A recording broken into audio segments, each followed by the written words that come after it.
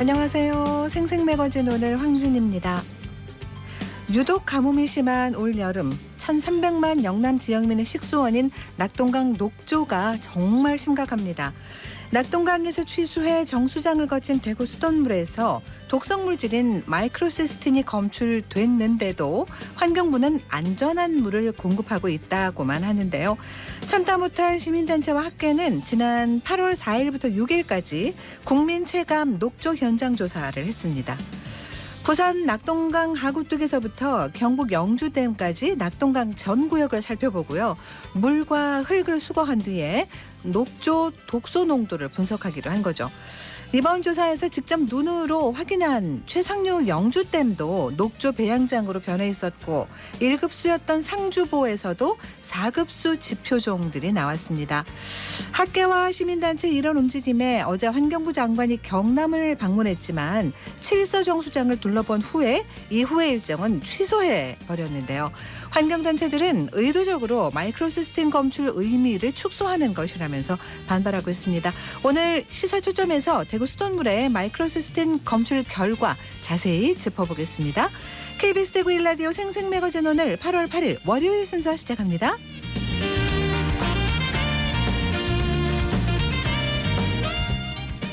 생생매거진 오늘은 대구와 경북 지역민 모두가 함께하는 시사 정보 프로그램입니다. 오늘도 청취자 여러분 곁에 한 걸음 더 가까이 다가갑니다. 안동, 포항, 울릉 연결해서 날씨와 소식부터 전해드립니다. 안동입니다. 경북 북부 지역은 북쪽에 형성된 정체정선의 영향으로 오늘과 내일 돌풍과 함께 천둥 번개를 동반한 비가 내리겠습니다. 강수량은 20에서 최대 50mm 예상됩니다. 또한 강한 강수대가 유입되면서 시간당 20에서 30mm 내외의 강한 비가 내리는 곳이 있겠는데요. 저지대 침수와 하천 범람, 급류에 각별히 유의하시기 바랍니다. 기온도 여전히 높겠습니다. 안동 영양 31도, 의성은 33도의 기온 보이며 무더위도 계속 이어지겠습니다. 온열 질환 걸리지 않도록 대비하셔야겠습니다. 안동시가 오는 10일부터 한국수자원공사와 안동시 당북동, 옥야동, 광석동 등을 시작으로 지방 상수도의 물 흐름을 변경합니다. 이 사업은 지방 상수도 현대화 사업의 하나로 블록 시스템을 구축하는 사업인데요. 기존 상수도 관로의 긴 연장으로 인해 긴급 누수 사고 발생과 점검 작업 시에 광범위한 가구의 수돗물이 단수 조치돼 주민들의 불편뿐만 아니라 관리상의 어려움도 커 이를 개선하기 위해 블록 시스템을 구축하기로 했습니다. 블록 시스템은 균일하고 안정적인 수질 유지가 블록별로 가능하게 돼 적수 정체수를 차단하고 신속한 오염 원인의 규명과 대처에 용이해 이로 인해 시는 블록 시스템을 구축하기로 한 겁니다. 이로 인해서 상수도의 물 흐름을 변경을 해야 하고 일부 지역에 탁수가 발생할 수 있는데요. 이에 안동시는 탁수가 발생하면 안동시 상하수도과 급수팀과 한국수자원공사 지방상수도 현대화 사업팀에 연락하면 즉시 종치한다는 방침입니다. 안동에서 전해드렸습니다. 이어서 포항입니다. 경북 동해안 하늘에 구름 많은 가운데 오늘도 무더위가 이어집니다. 밤사이 열기가 식지 못하고 오늘 아침 최저기온 28도로 시작했고요. 한낮에는 울진이 32도, 포항 35도까지 오르겠습니다. 오늘 해상에는 바람도 강하게 불겠는데요. 항해나 조업하는 선박은 해상 안전에 유의하시기 바랍니다. 지난 6월 큰 파장을 일으킨 포스코 직장 내 성폭력 사건과 관련해 고용노동부가 1차 조사 결과를 발표했습니다. 피해자는 3년간 같은 부서 직원들로부터 성폭력을 당해 지난해 말 사측에 신고했는데요. 하지만 오히려 따돌림을 당하거나 2차 가해가 이어졌습니다. 고용노동부는 포스코가 남녀고용평등법을 위반했다고 결론 내렸는데요.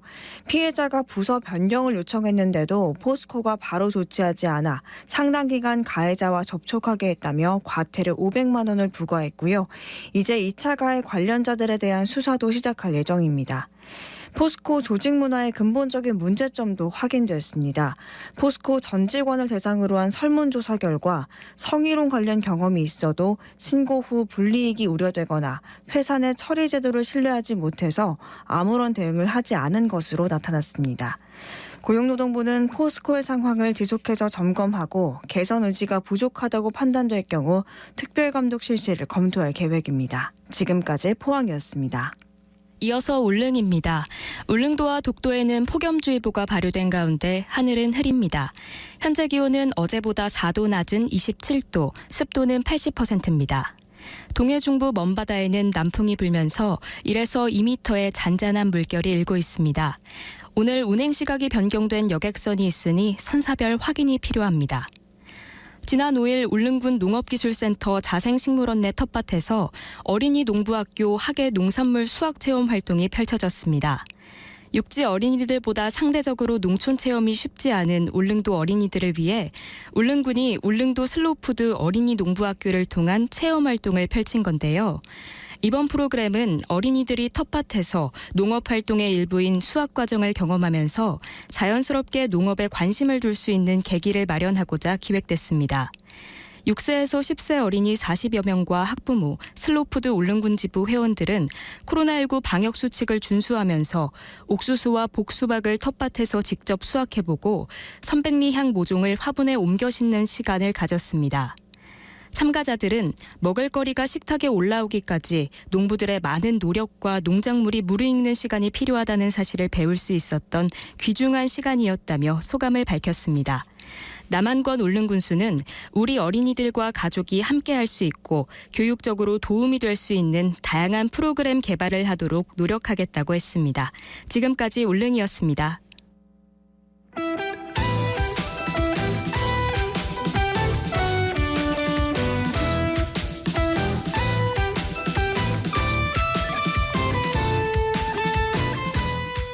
네, 오늘을 보는 키워드 뉴스 월요일에는 매일신문 청원영 기자 함께합니다. 어서 오세요. 네, 안녕하십니까. 네, 첫 번째 키워드로 가죠. 네, 외고입니다. 외고. 지금 이게 폐지 얘기 나와서 지금 네. 좀 시끄럽죠? 네, 지금 대구 경북 외고들의 경쟁률이 갈수록 떨어지는 그렇긴 걸로 하죠. 나타나고 네네. 있는데요.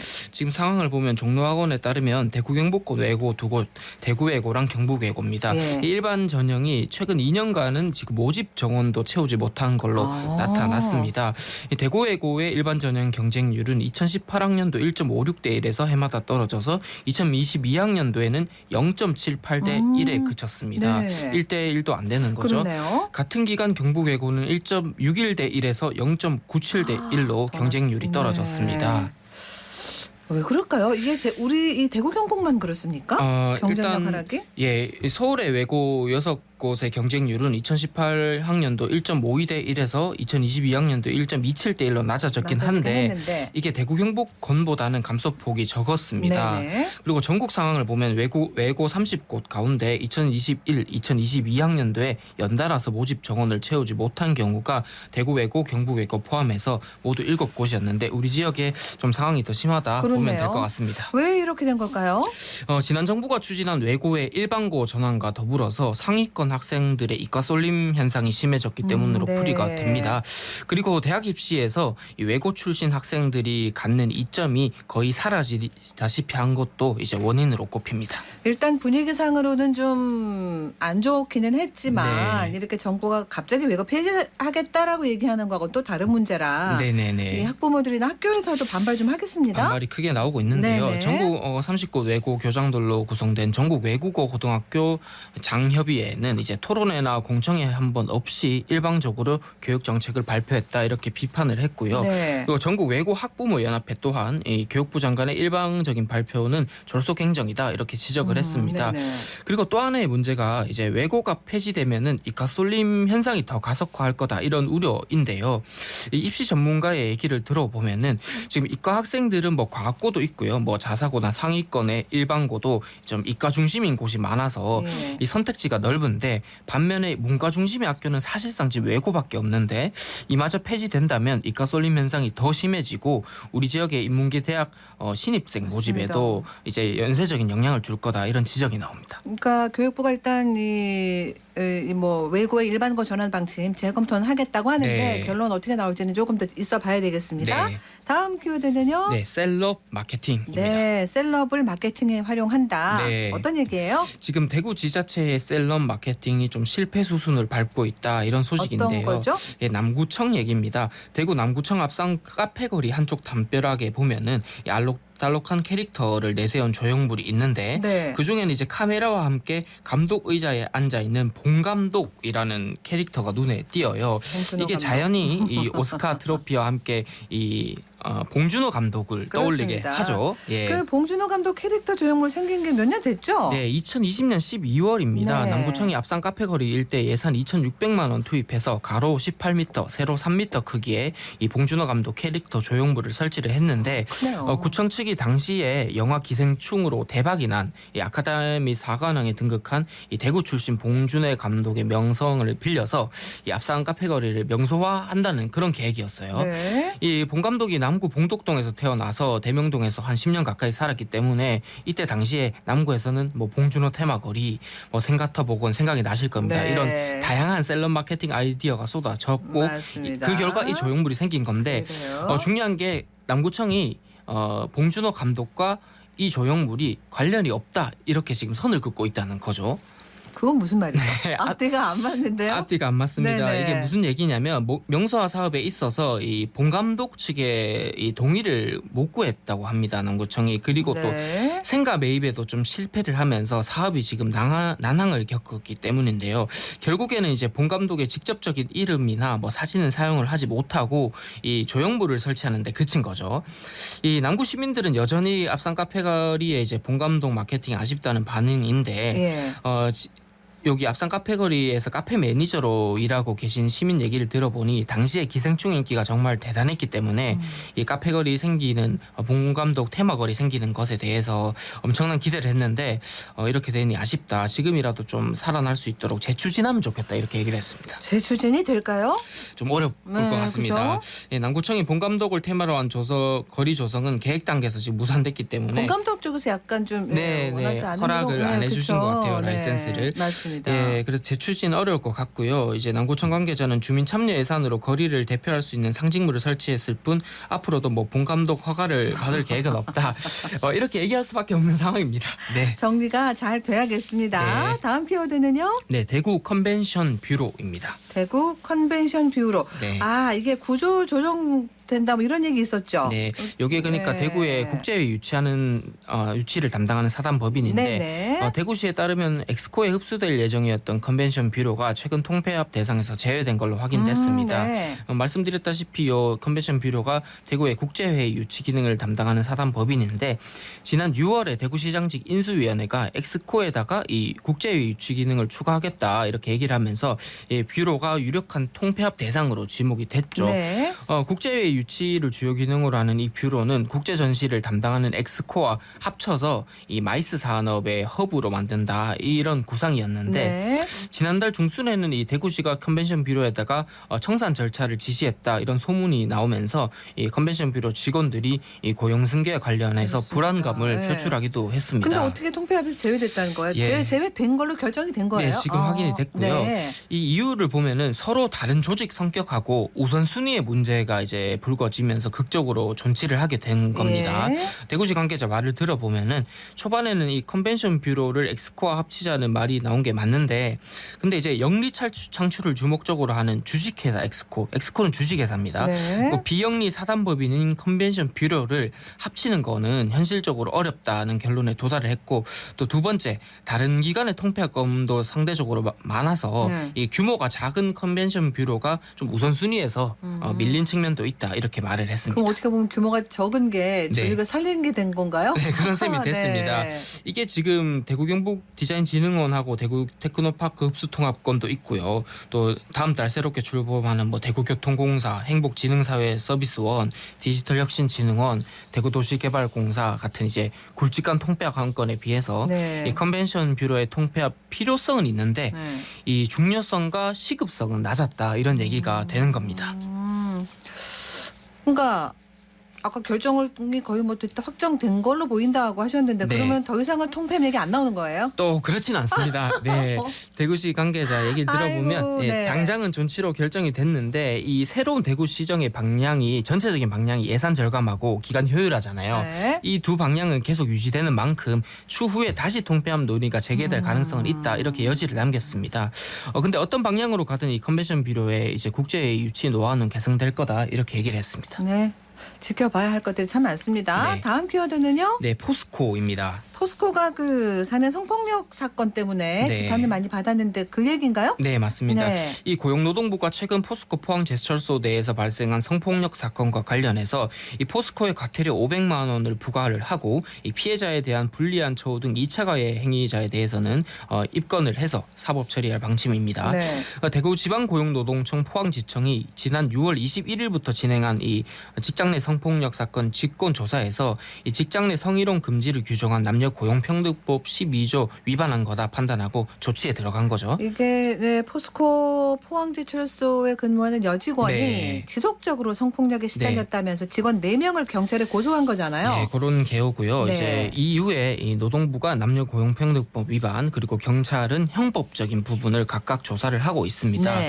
그리고 또 노동부가 6월 27일부터 지난달 4일까지 이 포스코 포항제철소 소속 모든 직원을 대상으로 온라인 설문조사를 해서 고용평등 조직 문화를 진단을 하기도 했다고 합니다. 네. 진단해서 결과는 어떻게 나온 거예요? 예, 직장 내 성폭력 예방 교육이 제대로 이루어지지 않는 걸로 확인이 됐고요. 네네. 그리고 직장 내 성폭력 피해를 보고도 신고 후 불이익이 우려된다거나 이 회사 내 조치를 신뢰하지 못한다 이런 답변도 있었습니다. 네. 이 노동부가 지난 4일 포스코 포항제철소 경영진을 대상으로 이런 조사 결과를 전달을 하고 사업주의 개선 의지가 부족하다고 판단되면은 이 특별 감독도 검토하겠다고 밝혔습니다. 네, 예의주시하고 어떤 업체든 네. 지켜보고 이런 일은 없어야 됩니다. 근절해야 됩니다. 맞습니다. 마지막 키워드는요. 네, 대구 관광입니다. 네, 어떤 얘기예요? 지난해 대구를 찾은 국내 관광객 10명 중 9명 가량은 과거 대구를 방문한 경험이 있는 재방문객인 네, 것으로 나타났습니다. 좋은 거네요. 그렇죠. 네. 그리고 또 관광객들이 가장 많이 찾은 관광지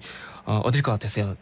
네. 너무 많은데. 대구 수목원으로 조사됐습니다. 대구 수목원요? 네, 그러니까 오신 분들 대상으로 조사한 거예요? 그렇습니다. 네. 결과 좀 알려주세요. 네. 2021 대구 관광 실태 분석 결과에 따르면은 이제 87.1%가 대구 재방문객으로 나타났고요. 이게 2019년 조사보다는 11.4% 포인트 높아진 그렇네요. 겁니다. 가장 많이 방문한 관광지가 대구 수목원으로 26.5%였고요.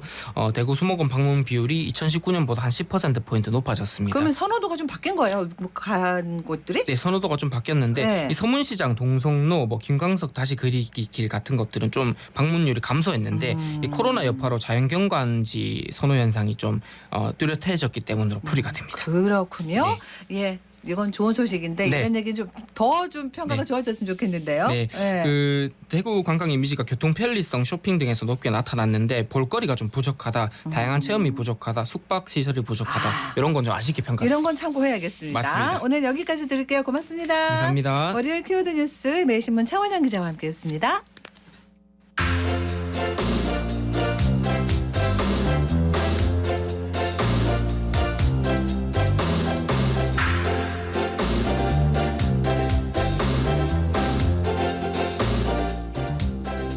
코로나19 재유행, 폭염, 학생들의 방학, 휴가철 많은 게 겹치면서 혈액 보유량이 갈수록 줄어서 걱정입니다. 대구에서는 공무원들이 먼저 모범을 보이자라고 해서 헌혈버스를 통해 단체 헌혈을 했다는데 이 소식 오늘 서유리 리포터가 취재했어요. 어서 오세요. 네, 안녕하세요. 네. 네, 지난 화요일 대구시청 동인청사와 상교역청사에서는 공무원 단체 헌혈 행사가 진행됐습니다. 네. 대구 경북 혈액원에서 운영하는 헌혈버스 행사에 공무원들이 자발적으로 참여한 건데요. 좀 더 자세한 내용을 대구 경북 혈액원 안문호 헌혈개발팀장에게 들어봤습니다. 대구 경북 혈액원에서는 헌혈버스 총 8대로 1년 365일 대구 경북 관내에 찾아가는 이동 헌혈 장소를 운영하고 있습니다. 시간이나 장소적 제한으로 헌혈센터를 직접 방문해서 헌혈하기 힘드신 분에게 편의를 제공하고 있다고 볼 수 있는 겁니다. 최근 안타까운 화재로 인해서 시민들께 심려를 끼쳐드리게 된 점 먼저 죄송한 말씀 드리고요. 화재 후에 신속한 응급 대처로 관내 의료기관에 혈액 공급은 차질 없이 진행됐고요. 다만 헌혈센터와 헌혈버스는 일시적으로 제한적인 운영을 할 수밖에 없었고요. 이 또한 빠른 복구를 통해서 센터는 18일부터 헌혈버스는 25일부터 화재 이전과 같이 정상 운영하고 있습니다. 체열에서 공급까지 모두 정상적인 시스템이 가동되고 있다고 보시면 됩니다. 최근 헌혈량 추이는요, 작년에는 코로나로 인해서 방학, 휴가 기간 상관없이 참 힘든 시기를 보냈습니다. 그러나 원래 4월 이후부터 안정적인 혈액 재고를 유지하고 있는 상황이고요. 지금 혈액 재고가 8일치 이상으로 가지고 있습니다. 코로나로 인해서 혈액 수급이 불안했던 그런 상황을 공유하신 시민분들 그리고 또 여러 단체에서 생명을 지키고자 하는 그런 마음으로 적극 동참해 주고 있기 때문이라 생각됩니다. 다만 코로나 재확산 움직임이 보이고 있어서 또다시 헌혈 참여가 위축되지 않을까 고민하고 있습니다. 그래요. 한 8일치 정도 혈액량이 있다고 하는데 적정 재고는 맞는 건가요? 일단은 혈액 보유량이 5일치 밑으로 떨어지면 정상적인 공급에 어려움이 있을 수 있는데 네. 현재는 8일치 정도니까 괜찮은 비교적 거. 안정적이긴 합니다. 네. 하지만 휴가나 방학 기간 동안도 혈액 재고가 부족한 상황이 그렇죠. 발생할 수 있으니까요. 예. 시민들의 적극적 참여가 필요합니다. 이어서 헌혈을 막 마친 시청 공무원들의 이야기 들어봤습니다. 김세한이라고 합니다. 전열 헌혈을 진행했고 근무하다가 내려가서 하니까 신속하게 굳이 시간 안 들이고 해서 그 점이 좋았던 것 같습니다. 처음에 오면 피 검사를 하거든요. 근데 피 검사에서 헌혈에 적합하지 않아서 돌아가시는 분도 좀 있으셨던 것 같더라고요. 그래서 저도 좀 걱정하면서 헌혈을 했는데 다행히 헌혈 가능한 걸로 나와가지고 좋았습니다. 진짜 수혈이 필요하신 분들한테 도움이 될 수 있는 방법은 헌혈에 참여하는 일이라고 생각합니다. 바쁘시더라도 잠깐 짬을 내셔서 이렇게 헌혈차가 있으면 지나치지 마시고 많은 분들이 참여해 주셨으면 좋겠습니다. 이정희라고 합니다. 항상 그 헌혈할 때 망설였던 부분이 좀 아플까봐 그랬는데 막상 하고 나면 되게 뿌듯하고 좋거든요. 신창빈 주무관이라고 하고요. 헌혈은 이번이 10번째고 평소에도 헌혈차를 자주 이용하는데 그 선물을 되게 푸짐하게 잘 챙겨줘서 되게 고마운 것 같고 또 친절하게 잘 대해주셔서 쉽게 협조해서 했던 것 같습니다. 지금 코로나가 다시 조금 재유행하는 시점에 혈액 수급이 잘 안 돼서 공무원으로서 솔선수범하는 그런 뜻에서 참여를 했는데 대구 시민 여러분께서도 남의 일이라고 생각하지 마시고 혈액 수급에 동참해 주면은 이런 위기가 잘 지나가지 않을까 조심스럽게 생각해 봅니다. 네. 근데 이번에 저도 그 혈액원에 화재나고 그러면서 뭐 어떤 혈액이 부족하다 이런 얘기를 들어서 알게 된 건데 혈액도 뭐 종류가 이렇게 있죠? 네, 맞습니다. 헌혈은 크게 전혈 헌혈과 성분 헌혈로 나눌 수가 있는데요. 네. 전혈 헌혈은 우리 몸에서 혈액을 그대로 이제 빼는 거고요. 성분 헌혈 같은 경우에는 수혈자에게 필요한 혈장과 혈소판만 빼낸 후에 나머지 성분은 다시 우리 몸으로 돌려주는 형태의 헌혈입니다. 네. 전혈 헌혈은 8주 주기로 가능하고요. 성분 헌혈의 경우에는 2주 주기로 가능하니까 참고해 보시면 네. 좋겠고요. 또 이어서 대구시청 의료정책관실의 이판수 팀장에게 단체 헌혈 행사에 대한 이야기 들어보고요. 또 대구 경북 혈액원의 안문호 팀장에게 헌혈의 필요성 들어보시겠습니다. 우리 시는 매년 단체 헌혈에 참여해왔고 올해에도 지속적으로 헌혈을 이어가기 위해 지난 3월에도 한 차례 행사를 실시하여 많은 직원들이 자발적으로 참여해 헌혈 문화 확산에 노력하고 있으며 오는 9월, 12월경에도 지속적으로 단체 헌혈 행사를 가질 계획입니다. 헌혈은 소중한 생명을 살리는 꼭 필요한 일이기 때문에 어떤 상황에서도 계속되어져야 합니다. 저희 혈액원에서는 철저한 방역과 안전 수칙을 준수하면서 헌혈 의무를 진행하고 있고요. 필요에 따라서 신속 항원 검사를 실시 후에 헌혈자를 맞이하고 있기 때문에 적십자사를 믿고 생명 나눔 운동에 계속 참여해 주셨으면 합니다. 지난 2020년, 21년 우리 지역에 혈액이 많이 부족했기 때문에 다른 지역에서 혈액을 가져와서 공급할 수밖에 없었습니다. 우리 지역에 필요한 혈액은 스스로 해결하는 것이 또 바람직한데요. 어려울 때일수록 응징력을 발휘하는 대구 경북 시민분들의 힘을 믿습니다. 네, 헌혈버스는 이 헌혈을 희망하는 30명 이상의 시민이 있는 곳이라면 어디든 찾아갑니다. 네. 자세한 문의는 대구 경북 혈액원 헌혈개발팀에 문의하거나 아니면 혈액관리본부 홈페이지에서도 가능합니다. 네, 잘 들었습니다. 네, 고맙습니다. 서유리 리포터였습니다.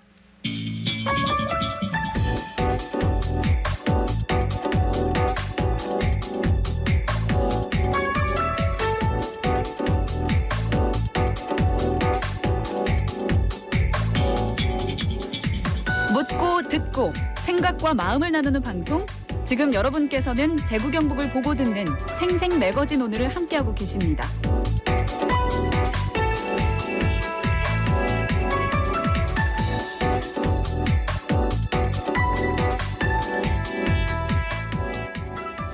비도 너무 안 오고요. 기온은 또 너무 높아서 굳이 뭐 멀리 안 나가도 우리 대구 시민들 많이 찾는 화원유원지나 달성보 선착장만 가도 녹조가 아주 짙은 걸 볼 수 있습니다. 온통 초록인 이 물도 고도 정수를 하면 이상 없다, 안전하다라고 하는데요. 대구 수돗물에서 나온 마이크로시스틴 실태 얘기 오늘 좀 해보겠습니다. 분석하신 부경대 이승준 교수 전화 연결합니다. 안녕하세요. 네, 안녕하세요. 네, 수고하십니다. 이 대구의 수돗물에서 마이크로시스틴이 검출됐다. 깜짝 놀랐는데 이거 언제 분석하고 하신 거예요? 저희가 채수는 7월 21일 대구 이제 내곡, 문산, 고산 정수장 이렇게 세 곳의 정수장에서 원수와 정수를 각각 채취한 다음에 네. 이제 22일 날 저희가 대구시 산수본부와 부경대 이렇게 두 곳에서 각기 다른 방법으로 분석을 하였습니다. 네. 뭐 분석을 다르게 했다는 건 어떻게 하신 건지 또 여쭤봐도 돼요? 네, 이제 대구시 상수도본부에서는 환경부가 지정한 LC 매스법이라는 방법으로 분석을 하였고요. 네. 이제 환경부가 지정한 마이크로시스틴이 한 200여 종이 있는데 그 중에서 이제 4종만 측정하는 방법을 사용하였고요. 네네. 저희는 일라이자법이라고 해서 이제 항원 항체 반응인데요. 이제 전체 마이크로시스틴을 측정하는 방법을 사용하였습니다. 그렇군요. 네. 자세하게 하신 건데 교수님의 분석 결과를 좀 자세하게 설명해 주시죠. 네, 7월 21일 고산과 매곡 정수장의 원수에서는요, 0.4 ppb라는 마이크로시스틴이 검출이 되었고요. 문산의 원수에서는 1.3 ppb가 검출이 되었습니다. 네. 그리고 고산과 매곡 그리고 문산 정수장에서는 거의 0.28 정도의 마이크로시스틴이 측정이 되었는데요. 미국 환경보호국 아동허용치 0.3 ppb에 굉장히 가까운 수치라고 볼 수 있었습니다. 그렇군요. 네. 그 원수는 같은데 정수장마다 또 농도는 다 다르고 그런가요? 네, 우선 원수 이야기부터 먼저 드리면, 치수장의 위치, 물을 어디서 가져오느냐, 네.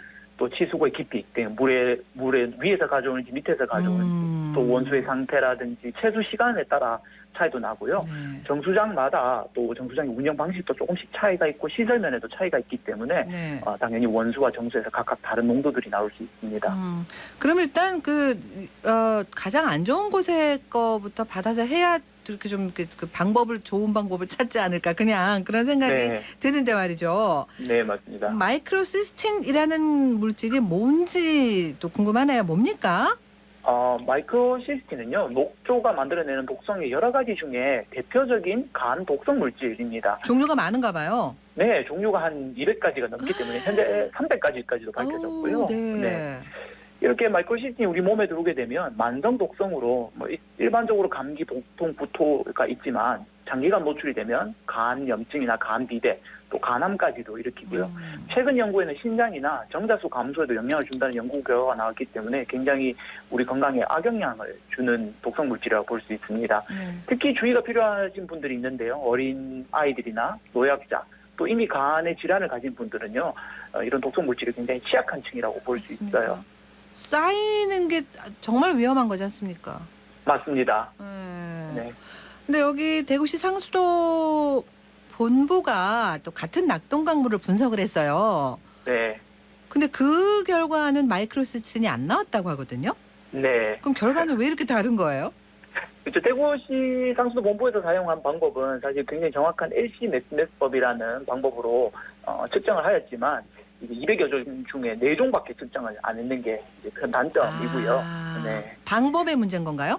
그렇습니다. 방법의 문제고요. 또 샘플 준비하는 단계도 굉장히 저와 조금 달랐기 때문에 이런 차이가 있지 않았나 싶습니다. 네. 네. 그리고 말씀해 주세요.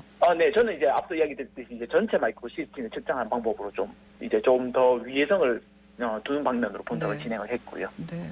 교수님 답변을 자유롭게 길게 많이 해주시면 됩니다. 네, 알겠습니다. 저희가 사실 용어나 이런 거 잘 모르니까 그렇죠, 설명해 주시면은 그만큼 저희는 너무 도움이 되거든요. 알겠습니다. 그러니까 이제 녹조가 이렇게 심해도 수돗물은 안전하다 계속 지금 그러고 있어요. 네. 네. 우리나라 그럼 녹조 측정 방식의 문제점, 허술함 네. 이런 게 많다는 얘기도 되네요. 그날 문산 원수장에서 저희가 네. 이제 현미경으로 보니까 이제 유해 녹조, 마이크로시스틴이라는 독성 물질을 만드는 유해 남세균이 보였었는데요. 네. 그러면 당연히 마이크로시스틴이 검출이 되었어야 하는데, 그렇죠. 이제, 그날 원수에서도 이제 대구시 방법으로는 검출이 되지 않았기 때문에 그러니까요. 방법적인 문제에 조금 문제가 있는 게 아닌가 검토를 하고 확인하는 절차가 반드시 필요할 것 같고요. 예. 네, 그리고 현재 지금 사용하는 방법은 결국 200여 종의 마이크로시스틴을 측정할 수는 없기 때문에 잠재적 위해성을 고려해야 되잖아요. 우리는 네, 늘 그렇죠. 전체 마이크로시스틴이 얼마인가라는 맞습니다. 판단도 굉장히 중요하기 때문에 특히 수돗물 안전성 확보에서는 이 두 가지 방법이 모두 사용되는 게 훨씬 더 맞다고 보이고요. 네. 또 지금 대구시 사용 방법은 시간이 굉장히 오래 걸리기 때문에 측정의 빈도수가 좀 낮아요. 그러니까 이제 오전에 오후 이렇게 두 차례 검사를 하는 것이 훨씬 더 좋기 때문에 네네. 이제 빠르게 검사할 수 있는 일라이자 방법으로 검토를 하고 정확도 측면에서 LCMS법을 보완해서 정확도를 올린다면 훨씬 좋겠죠. 그러니까 두 가지를 같이 해야 된다. 더 네, 정확한- 저는 네. 그렇게 주장합니다. 네. 그렇습니다. 이런 검사 방식 외에도 예를 들면 뭐 녹조 농도라든가 성분 네. 측정하는 이런 거에서 방식 말고 어떤 다른 문제점은 또 있을까요? 아까 시간 잠깐 얘기하셨는데 타이밍. 네, 아무래도 원수도 굉장히 중요합니다. 우리가 원수, 그러니까 즉 정수장에 들어오는 물에 마이크로시스틴이 도대체 얼마나 있는가, 네. 그리고 우리가 얼마나 처리할 수 있는가, 이걸 판단하기 위해서 원수의 마이크로시스틴, 독성 물질을 측정한 것도 굉장히 중요하고요. 원수부터 검사를 해야 된다. 맞습니다. 네. 외국에서 해외 선진국들을 보면 원수부터 먼저 검사가 우선 사실은 이루어집니다. 뿌리부터 네. 검사를 해서 많은 게 맞죠. 그렇죠. 그죠? 네, 우리가 네. 네. 맞습니다. 얼마나 더러운 게 들어오는지 우리가 알아야 그러니까요. 정수 능력도 그만큼 대비를 할 수 있기 때문이죠. 맞습니다. 네, 그래서 외국 같은 경우는 오전 오후 이렇게 두 번을 검사하는 곳도 있는데요. 이제 녹조의 특성을 살펴보면 그렇게 하는 게 훨씬 맞다는 걸 알 수 있습니다. 아무래도 녹조는 태양이 가장 많이 떠 있는 오후에 가장 번성을 하기 때문에 오전에 또 오후에 이렇게 두 차례 검사를 하면서 마이크로시스틴의 원수의 농도가 얼만큼 변하는가를 보는 것도 굉장히 중요하죠. 네. 그러니까 대구시 상수도본부의 검사는 원수는 안 했다는 얘기인가요, 그러면? 그 당시 원수를 했었는데 불검출이 나왔었습니다. 그러니까 그 네. 방법이나 여러 가지 면에서 시간이나 이런 거에서 네. 좀 더 자세하게 해드릴 필요가 그래서 있다는 얘기신 거죠? 그렇죠. 아무래도 지금 대구시 사용 방법은 너무 오래 걸리기 때문에 네. 속도 면에서는 네. 또 빠른 신속한 검사가 굉장히 중요하죠. 맞습니다. 그래서 사실은 대구는 뭐 이렇게 낙동강물을 먹는 그 지역은 다 사실 마찬가지 지자체들 그렇겠습니다만 네. 대구는 이 먹는 물 걱정이 역사가 오래됐어요. 아시죠? 네, 알고 있습니다. 너무 걱정을 늘 하고 있는데 먹으면서도 찝찝한 거예요. 사실 걱정도 되고 그죠? 네, 그렇죠. 네, 이게 먹는 물이기 때문에 모든 위험을 다 감지하는 거. 근데 네. 그 방법이 나야 된다. 좀 더 고도화 방법을 해야 된다. 이제 이런 얘기시고. 그러면 네, 두 가지 검사를 다 할 수 있는 거란 얘기 아닌가요? 그렇죠. 두 가지 방법이 모두 다 가능하고요. 실제로 녹조가 심한 해외 선진국 같은 경우에는 두 가지 방법 모두 병행해서 검사를 합니다. 네. 이를 바탕으로 이제 국민들에게 신뢰 있는 물을 공급하도록 굉장히 맞습니다. 노력을 많이 하고요. 맞습니다. 빠른 조치가 이루어지죠. 아무래도 맞습니다. 시간이 물은 바로바로 사용하는 부분이기 때문에 그러니까요. 신속한 면도 굉장히 중요하다고 저는 생각이 됩니다. 맞습니다. 그러니까 지금 이제 대구시 상수도본부 같은 경우는 이제 한 가지만 하고 시간도 오래 걸리고 하니까 정확성도 보장하기가 어렵고 네. 그렇다는 얘기잖아요. 그리고 원수를 해야 되는데 그것도 잘 정수장에 들어오는 것만 지금 그럼 한다는 건가요? 네, 맞습니다. 그렇군요. 네. 이게 녹조가 갈수록 심해지고 진짜 한 번씩 이렇게 그 SNS나 아니면은 이거 보면은 무서울 정도의 색깔이지 않습니까? 그렇죠. 요즘에 올해가 좀 더 심한 것 같습니다. 이게 뭐 겨울부터 지금 가뭄이 계속돼가지고요. 맞습니다. 그것 때문에도 지금 더한 것 같고. 근데 이제 먹는 물도 그렇고 낙동강물로 그 주변에서 또 농사 짓는 분들도 많은데 네, 농산물에서도 그러면 이 마이크로시스틴이 안 나오란 법이 없잖아요. 그렇죠. 그 나올 거 아니에요. 이런 거 어떻게 해야 됩니까? 그러게요. 사실 뭐 마이크로시스틴이 농산물에 축적된다는 연구는 10여 년 전부터 이루어져 있었습니다. 네. 그걸 이제 최근에 제가 한 번 더 조사를 이제 했었고요. 네. 네, 아무래도 상추나 쌀, 무, 배추에서 마이크로시스틴이 검출이 됐었는데요. 네. 결국에는 낙동강, 우리가 먹는 물의 원수의 상태가 안 좋다라고 볼 수 있을 것 같아요. 부영양화, 기후변화가 사실은 녹조의 주요 원인이고요. 예. 기후변화와 부영양화가 심해지면 심해질수록 녹조는 더 많이 생길 텐데요. 지금까지 우리가 물을 좀 함부로 사용한 결과가 아닐까. 그것도 맞습니다. 네, 그리고 또 관리를 잘 못했다라는 사실 증거입니다. 몇 년 전부터 우리에게 녹조라는 이 현상으로 경고를 했었어요. 그러니까요. 녹조라떼라는 이런 무서운 단어까지 만들어졌지 않습니까? 맞습니다. 10년 전부터 우리 녹조를 봐왔지만 알고도 그냥 둔 환경 재난이라고 저는 생각이 듭니다. 알겠습니다. 그래서 현실적인 대책이라는 게 참 뾰족한 게 없다고도 보이네요. 네, 그래서 지금이라도 관리를 좀 해야겠죠. 뭐 결국 이 물 우리가 마시고 또 레저 활동하잖아요. 예. 네, 그리고 또 농축산에 사용이 되는데요.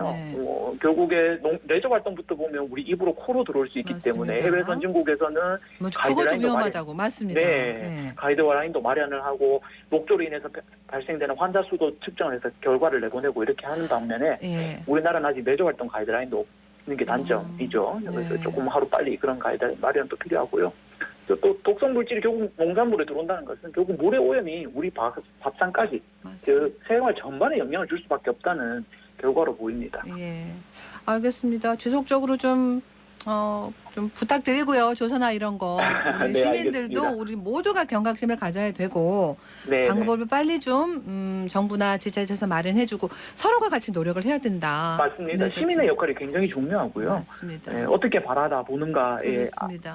그죠. 정부기관에 알려줄 필요가 맞습니다. 있죠. 그런 거부터 먼저 해야 되겠습니다. 맞습니다. 오늘 말씀 여기까지 드릴게요. 교수님 고맙습니다. 네, 감사합니다. 네, 부경대학교 이승준 교수와 얘기 나눴습니다.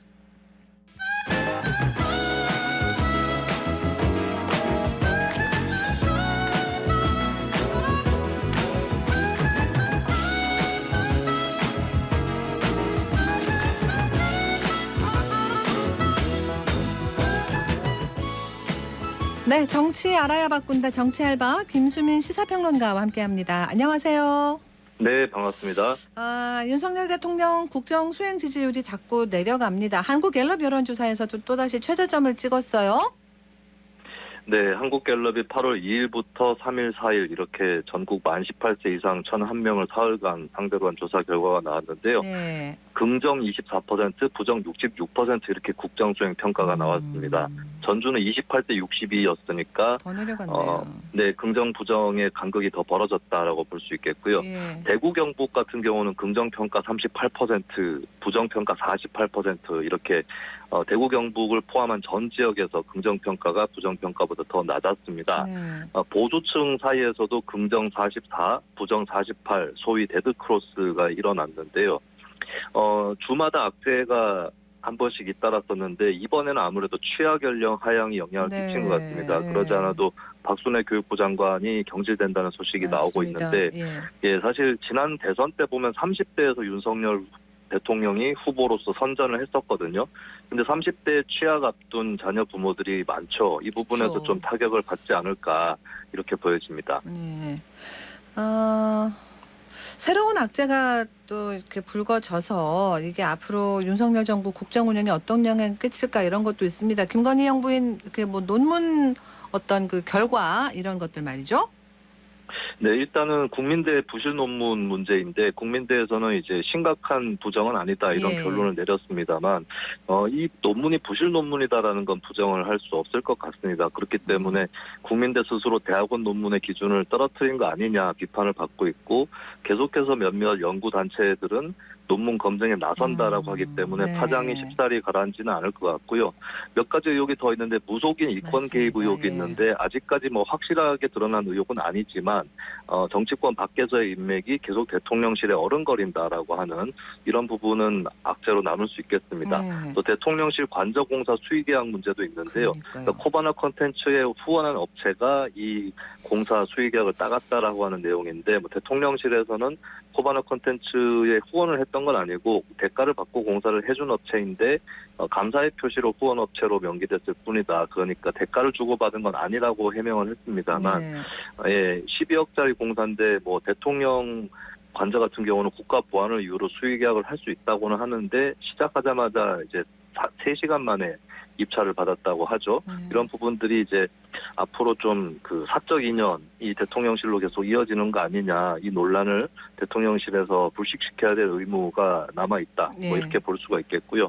일단 문재인 정부 5년 동안 특별감찰관 자리가 계속 비어 있었는데 윤석열 정부에서도 계속 이것이 이어지면 안 된다라는 걸 좀 명심을 해야 되고, 조속하게 특별감찰관을 임명해서 대통령 고위공직자라든지 또 그 친인척에 대해서 감찰을 할 수 있도록 그렇게 조치를 취하겠습니다.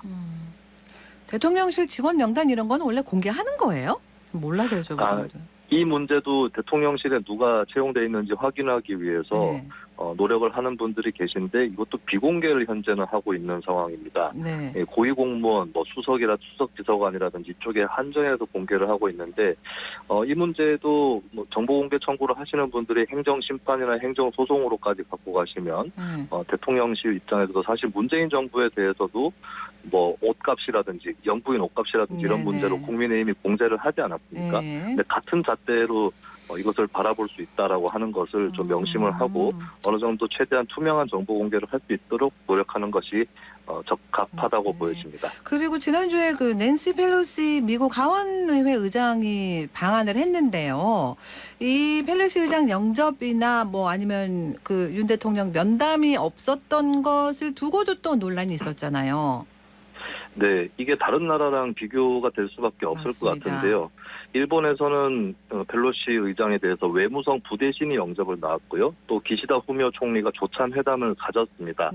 결국에는 한국 정부의 태도가 중국을 신경 쓰고 있다 이렇게 받아들여질 수밖에 없을 것 같고요. 좀 오묘한 것은 윤 대통령이 선거 기간에는 중국을 자극하는 발언을 많이 했었는데 정작 국정 운영에서는 다른 모습을 보여주고 있다라고 하는 것입니다.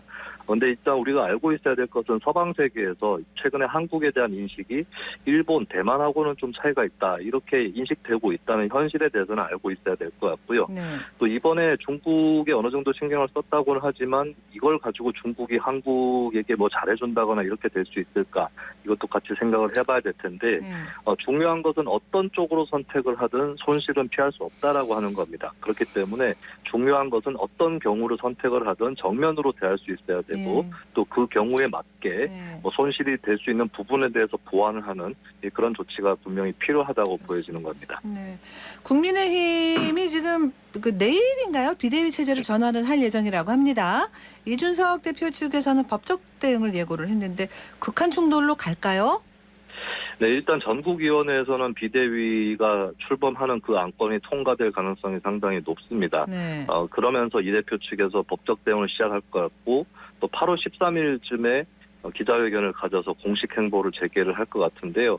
그럼 법원에서 이 법적 대응, 가처분 신청이죠. 이걸 어떻게 처리할 건지가 관건인데 자율적 조직인 정당의 분쟁에 끼어드는 것이 부담스러울 것이다. 뭐 기각을 하거나 이럴 가능성은 낮다. 이런 관측이 많이 있습니다. 다만 거꾸로 인용이 될 경우는 법적으로 전당대회가 아닌 그 비대위죠. 비대위의 출범이 어렵게 되는 거기 때문에 후폭풍이 굉장히 강해질 것이고 마치 당내에서 두 개의 당이 존재하는 듯한 효과 그런 것들이 나올 수도 있겠다라고 하는 것입니다. 그리고 비대위 전환에 관련해서 중요한 것이 비대위를 거쳐서 전당대회를 언제 하느냐가 쟁점이 될 텐데 이준석 대표의 당원권이 내년 1월 초순쯤에 회복이 되거든요. 그러나 만약 그 전에 전당대회를 치르게 되면 이준석 대표의 서력의 기회가 없기 때문에 더 격렬하게 반발할 것으로 예상이 됩니다. 그렇군요. 비대위원장으로 주호영 의원이 유력하다고요? 그렇게 들었습니다. 네, 아무래도 당에서 오랫동안 활동을 했고 원내대표도 지내본 인사이기 때문에 안심하고 맡길만 하다 이런 평가가 많았었고요. 비슷한 요건을 갖고 있는 인사가 정진석 의원이었는데 국회 부의장과 함께 겸직하는 게 부자연스럽다 이런 견해가 있어서 주호영 원내대표로 흘러가고 있는 그런 상황입니다. 그런데 이제 관건은 혁신형 비대위가 아니라 관리형 비대위, 전당대회 전에 그 과도기적인 비대위를 지금 다수가 원하고 있는데 주호영 의원 측은 또 이왕 하는 거면은 혁신형 비대위를 해야 된다 이런 주장을 하는 것으로 알려져서 이 부분을 맞출 수 있을까가 좀 마지막 쟁점으로 남아 있을 것 같고요. 그리고 비대위에는 이제 비대위원들도 있는데 여기에 윤핵관을 배제해야 된다는 의견이 좀 대두를 하고 있는데 권성동 원내대표의 사퇴 여부라든지 이런 것들 윤핵관 세력에서 비대위원회 얼마나 참여할지 이런 것들에 따라서 2차적인 당내 균열이 생길 수도 있다. 이것도 한번 짚어보겠습니다. 예, 지켜보겠습니다. 더불어민주당으로 갈게요. 전당대회 소식입니다. 대구, 경북, 강원, 인천, 제주 지역 권리당원 경선 결과가 나왔고 이재명 의원이 압승한 걸로 나왔어요. 네, 누계를 보면 이재명 후보 74.15%, 박용진 후보 20.88%, 강훈식 후보 4.98% 이렇게 나왔는데요. 네, 이렇게 되면은 이제 단일화도 굳이 해봤자 소용없다라고 하는 그런 생각 때문에 박용진 후보와 강훈식 후보 독자 완주의 가능성이 높다라고 볼 수 있겠습니다. 네. 그나마 이제 너무 압도적인 표차라서 조금 표차를 줄일 수 있는 곳으로는 뭐 호남 지역이라든지 국민 여론조사 또 대의원 투표 이쪽에 박용진 후보나 강훈식 후보가 기대를 걸어 봐야 되는 그런 상황이 될 것 같고요. 네. 이제 강훈식 후보가 특히 많이 쳐지고 있는데 그렇다면 강훈식 후보가 사퇴를 한다라고 이렇게 생각할 수도 있겠지만 근데 강훈식 후보는 이제 이재명 후보에 대한 태도에서 박용진 후보와는 큰 차이가 있었습니다. 앞으로 친 이재명 쪽과 원만한 관계를 맺는 게 중요하다고 생각을 할 경우는 강훈식 후보가 독자 완주를 할 가능성도 상당히 높다라고 볼 수 있겠습니다. 그리고 이제 최고위원 경선에서는 정청래 고민정 후보가 압도적으로 앞서 나갔고 일단은 친 이재명계 의원들이 전전하는 걸로 보이죠? 네, 정청래 후보가 28.40%, 고민정 후보가 22.24% 이렇게 얻고 있고요. 네. 그리고 3위, 4위, 5위가 이제 박찬대, 장경태, 서영교 후보인데 다 친이재명으로 꼽힙니다. 비이재명 후보는 이제 2위에 고민정 후보하고 6위에 윤영찬 후보, 7위 고영인 후보, 8위 송갑석 후보 정도인데 일단 정청래 고민정 후보는 당선이 거의 확정적이다라고 봐야 될 것 같고요. 네. 박찬대 의원 같은 경우는 이재명 후보가 후원회장을 맡는 이례적인 그런 행보를 하면서 이재명 의원과 연계가 돼서 상승세를 타고 있는데 네네. 근데 이제 결국에 5, 6위권의 이제 후보들이 어떻게 배치가 되느냐가 중요한 부분이 될 것 같습니다. 일단 친명계가 권리당원 투표에서 앞서 나가고 있는데 비명계는 전통적 당원이 많은 호남 지역이나 대의원 투표에 기대를 걸고 역전을 노릴 것으로 보입니다. 네. 8.18 전당대회를 맞아서 이재명 의원 사법 리스크도 점점 부각이 됩니다. 법인카드 유용 의혹 수사 중에 지금 그 극단적 선택을 한 분, 그 김모 씨, 지난 대선 후보 경선 때 캠프에서 활동했다고 알려졌네요. 네, 김모 씨가 처음 보도가 나가자 이재명 의원 측에서는 상관없는 사람이다라는 취지로 해명을 했었는데 네. 결국에는 김혜경 씨 수행 기사였다는 보도가 추가로 나갔고 그 다음에는 기사와는 다른 사람이다라고 대답을 했지만 네. 선관위 정치자금 지출 명세서가 드러났죠. 그러니까 이제 수행 차량이 아니라 선행 차량을 운전했다라고 대답을 했는데 사실 선행 차량도 수행 차량과 같이 움직이는 본질적으로 수행 차량에 가깝기 때문에 사실 이 부분이 좀 이재명 의원의 해명이 자꾸 달라지는 것 이런 것들이 좀 불신을 가중시킨다라고 하는 그런 주장이 나오고 있습니다. 네. 그리고 이제 뭐 민주당 일각에서는 정치 보복 프레임을 쓰고 있고 또 100여 곳 넘게 법인카드 관련 압수수색이 진행된 것이 과잉 수사다라고 하는데 근데 이제 카드 결제를 여러 곳에서 하면 그만큼 압수수색을 할 수 있는 장소가 늘어나는 수준이다라고 볼 수 있겠죠.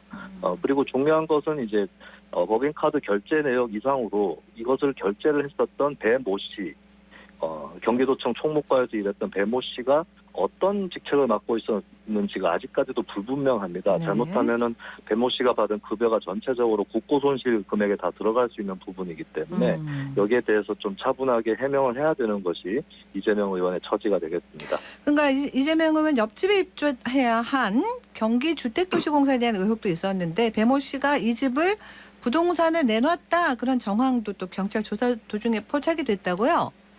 네, GH가 이재명 의원 옆집을 계약해놓고 거기서 선거회의 같은 것을 한 것이 아니냐 이런 의혹이 있었는데 이 집이 이제 GH가 입주하기 전에 살던 집이 이 집에 살던 가족도 경기도 산하기관에 몸담고 있고 이재명 의원과 지인 관계라고 알려졌고요. 근데 이 집을 부동산에 계약을 할 때 나선 사람이 배모 씨였다라고 하는 것이 이제 경찰 조사 와중에 정황이 드러났다고 합니다. 네, 그렇다면은 이제 이렇게 연결고리가 좀 맞춰지는 것 아니냐 그렇게 보여질 수도 있겠고 이 부분은 이제 수사를 통해서 더욱더 엄중하게 좀 진실이 규명이 돼야 될 부분이겠습니다. 위기의 정부 여당 입장에서는 이 이재명 의원 사법 리스크를 통해서 조금 반전되지 않을까라고 기대를 할 수도 있겠고요. 그런데 민주당에서는 이 윤석열 정부의 정치 탄압에 대비해서 당원 개정하자 뭐 이런 얘기도 나오더라고요. 네, 원래 기소가 되면 정치 당원으로서 징계를 받는 것이 민주당 당원인데 정치 탄압을 하고 규정되면 그렇지 놓지 않게 할 수 있다라고 하는 그런 당원을 개정해달라 이런 목소리가 당원 사에서 나오고 있습니다. 아무래도 네. 이재명 의원이 당내에서 세력이 크기 때문에 이대로 당원이 개정되고 또 이재명 의원이 대표가 될 경우에는 기소가 되더라도 대표직을 유지할 가능성이 상당히 높다고 볼 수 있는데요. 네. 이때 주의할 것은 민주당이 단순히 정치 탄압 프레임으로 접근을 하게 된다면 그냥 진영 대결 속으로 휘말려 들어가서 민주당 전체가 좀 이재명 수호에 매달리는 듯한 그런 그림이 나올 수 있다는 걸 유념을 해야 될 것 같습니다. 그리고 윤석열 정부 입장에서는 스스로의 위기를 타개하지 않는 이상은 야당의 문제를 가지고 여당의 위기를 덮는 이렇게 활용은 안 될 거다. 왜냐하면 대중은 야당보다는 여당을 먼저 바라보게 돼 있기 때문에 윤석열 정부 측도 이재명 의원의 사법 리스크에 기대를 거는 그런 모습을 보이기보다는 스스로의 문제를 해결하는 먼저 쇄신하는 그런 자세를 보여야 될 것으로 보입니다. 알겠습니다. 오늘 이렇게 마무리할게요. 긴 시간 고맙습니다. 네, 감사합니다. 정찰봐 김수민 시사평론가와 함께했습니다. 교통정보입니다. 김현지 리포터. 네, 먼저 시내도로 정보입니다. 구마로 감천내거리에서 성당내거리 방향 각 교차로는 신호 한 번에 지나고 있습니다. 국채보상로는 서대구공단 내거리에서 동신교까지 차량 서행하고 있고요. 신천대로 서대구 나들목 방향은 중동교에서 대봉교 구간만 차량 다소 더디게 지나고 나머지 구간은 흐름 원활합니다. 70로 태전 삼거리에서 7구구체국 내거리 양방향은 이동하는 데 무리 없겠습니다. 계속해서 고속도로 정보입니다. 오늘 곳곳에 작업 구간 많습니다. 먼저 경부고속도로 부산 방면 연화제 부근 149km에서 148km 구간 4차로 막고 도로 노면 보수 공사 중입니다. 또 70물류 150km에서 148km 구간 4차로에선 전단면 보수 작업 중이고요.